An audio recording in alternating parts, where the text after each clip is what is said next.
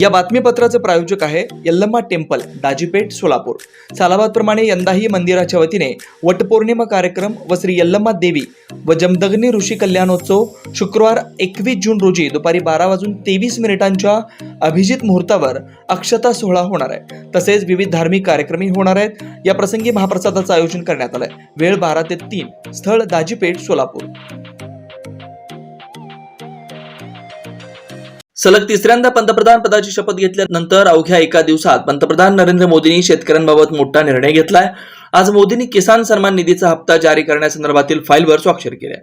पंतप्रधान किसान निधीचा 17वा हप्ता जारी करण्यासाठी मोदींनी तिसऱ्या कार्यकाळातील पहिल्या फाईलवर स्वाक्षरी केली आहे। याचा फायदा 9.3 कोटी शेतकऱ्यांना होणार असून अंदाजे 20,000 कोटी रुपये वितरित केले जाणार आहेत। मोदी सरकारच्या तिसऱ्या कार्यकाळातील पहिली कॅबिनेट बैठकी आज होणार आहे।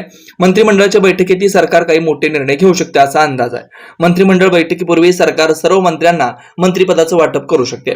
किसान सन्मान निधीच्या फाईलवर स्वाक्षरी केल्यानंतर मोदींनी मी शेतकऱ्यांच्या कल्याणासाठी कटिबद्ध आहे। आम्हाला शेतकऱ्यांच्या हितासाठी जास्तीत जास्त काम करायचं आहे। आमचं सरकार यासाठी सातत्यानं काम करत आहे, यापुढे करत राहील असा विश्वास त्यांनी व्यक्त केला आहे।